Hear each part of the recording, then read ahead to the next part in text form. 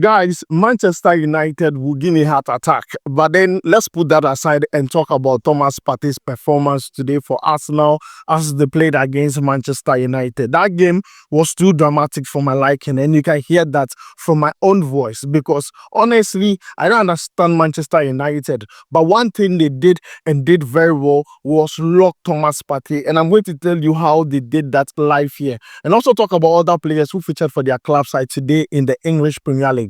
But before we jump into it, so don't forget to like, subscribe, and also turn on notification. My name is Adam. You're watching SportsCornerGH. Quickly, let's jump into it and talk about Manchester United versus Arsenal. See, I'm not going to lie to you. Football is truly unpredictable. I did not know Manchester United could play like this. Honestly, they came with a game plan. First off, they were defending, trying to catch Arsenal on the counter attack, and it worked for them in the first half because most of the times that they did that, it worked for them. Only that they were not able to convert that. But Bruno Fernandes honestly did extremely well with that free kick by scoring that goal. But in the second half, that was where all the entertainment was. That was where all the drama was, and I was excited to watch that. And you see that game, United gave me some serious heart attack, like roller coaster of emotions. I was watching that game, shouting all throughout. It was as if it was Ghana that was playing the game, but then it's Manchester United. Abunkele Manchester United because I support them. But then, guys, let's talk about how they were able to deal with Thomas Partey. Thomas Partey in that game did not play the full 90 minutes. In the second half, it was as if Thomas Partey was not in the game. Now, the way they did it was very simple. Casemiro and Bruno Fernandes were all over Thomas Partey. They made sure he was not able to give those passes he used to give in other games for Arsenal. And anytime I look at Thomas Partey on the ball, then you see Casemiro there, you see Bruno Fernandes there. Then I was thinking like, no, what is the game plan? What is Amorim doing? He's making sure that the ball does not leave the midfield. The ball does not leave Thomas Partey to other channels where Arsenal could score. And I'm like, we have World Cup qualifiers to play. If our opponents, Chad and Madagascar, look at this game and can pick the tactical knowledge from this game, trust me, they can worry Thomas Partey because today, Thomas Partey was lost. He had a bad day at the office. In the first half, it was going on well until Amorim decided to tweak one or two things. Casemiro doing his job, Bruno Fernandes doing his job. Thomas Partey was missing in the game to a point where he was even making mistakes in the game. He was making mistakes, yeah. At a point, he nearly gave an assist to allow Manchester United to score a goal. A ball deflected off him, and Manchester United were not able to capitalize on that. But for me, he did well, but it wasn't enough. Today, he was doing well after a certain point in the first half, and the rest, it was abysmal. And I like the fact that Mikel Arteta thought it wise to remove him and bring in another player. In fact, it was a left back that played Thomas Partey's position after he was substituted. Now, let's take a look at Thomas Partey's performance in numbers very, very quickly. And this is from SofaSport. He was rated 7.3. And as I said, he was doing well until the coach decided to tweak it. I mean, Ruben Amorim. Now, he played 76 minutes in that game. If you take a look at his total touches, it is 78. Accurate passes completed 61 out of 67, accumulating to 91%. Two key passes in the game. If you take a look at his dribble attempted successful, 2 out of 3, and also ground balls won 5 out of 7. And if you take a look at his rating, as I said, 7.3.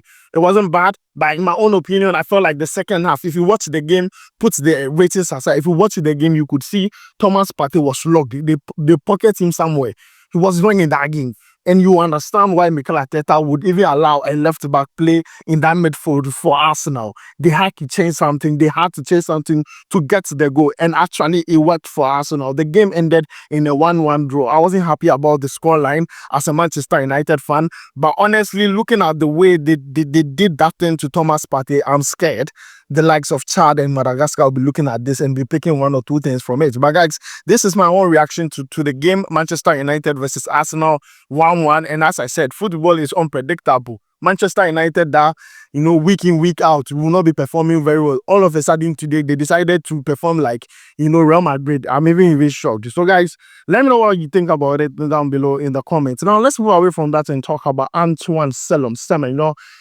We had reports according to court offside, that Tottenham are trying to table down 40 million euros and send that to Bournemouth so that they can sign Antoine Semenyo. As to whether they are going to accept it or not, hey, Bournemouth, it's their own JJJ. For me, I've already said it. If I were to advise Semenyo, he will never go to Tottenham. Tottenham is not a team that wants to win something immediately. But if Semenyo wants to go there for the money cycle, he should go there. He's going to get his money. He's going to get what he's earning currently at Bournemouth. But if he's going there for football legacy, to win some trophies, to win some things, then Tottenham is the wrong team. You should go to some Arsenal, or should go to some Chelsea, you understand. But then going to Tottenham, it is not going to work. Today, Semenyo played against Tottenham. He did not score a goal. He did not give an assist, but then he performed very well in that game until he picked up a knock. I hope it's nothing serious. And guys, let's take a look at his performance in numbers very, very quickly.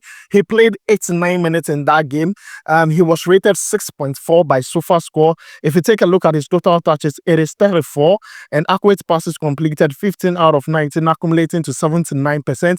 One key pass in the game, two shots blocked, and also if you take a look at his ground duels, 4 out of 11. And as I said, he did not score a goal and also did not give an assist, but then performed very well off the ball, which was very, very important to help Bournemouth actually, And for me, I felt like, see, Tottenham, they are senior men in this game.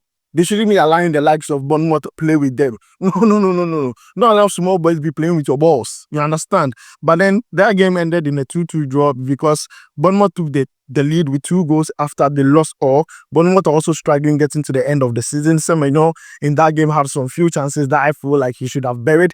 He did not do that. But then, as I said, he did not perform very bad in my own opinion. It is okay. And he picked up and not getting to the end of the game. I just believe that it's nothing serious and he can represent for the national team when we play the World Cup qualifiers. So guys, that is the latest update that has to do with Antoine Semenyo and also his performance today for Bournemouth against Tottenham. Now, let's move away from that and talk about Chelsea versus Leicester City.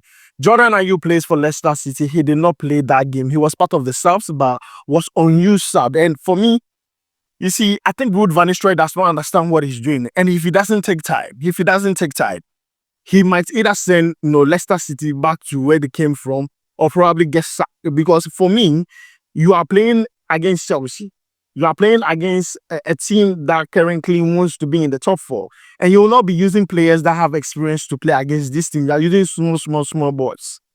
Jordan Ayew is there. Tons of experience in there. You don't even allow him to play 5 minutes. Ruud van Nistelrooy, what has Jordan Ayew done to you? Tell us. Let us know, because you can't let an experienced player like that sit on the bench and you keep on losing game week in, week out. And you will not even try and use him to see if he can be the solution to your problem. I mean, it's very, very sad to see Leicester City play week in, week out, and Jordan Ayew not being used. I don't know if it's because of the position he plays, but then for me, I think he has too much experience to be sitting on that bench. For me, in my own opinion. But guys, Chelsea won that game by 1-0. Leicester City failed to win that game, and I believe that if Jordan Ayew had played this game, at least who could have won some foul for them, maybe some penalties, or probably scored a goal. See, Jordan Ayew, he likes playing against big teams, so don't play with my player. Don't play with him. He did not play this game, and I'm actually really, really shocked. But guys, these are the performances of Ghanaian players who featured in the EPL. Thomas Partey featured for Arsenal against Manchester United, which I talked about. Let me know what you think about that. Antoine Semenyo featured for Bournemouth against Tottenham, a team that is interested in him and willing to table down 40 million euros. And also, Jordan Ayew, he was on unused sub today for Leicester City against Chelsea. Let me know what you think about all that down below in the comment. Thanks for joining me. My name is Adam. I'll make sure to see you in the next one. Charlie, we go bye.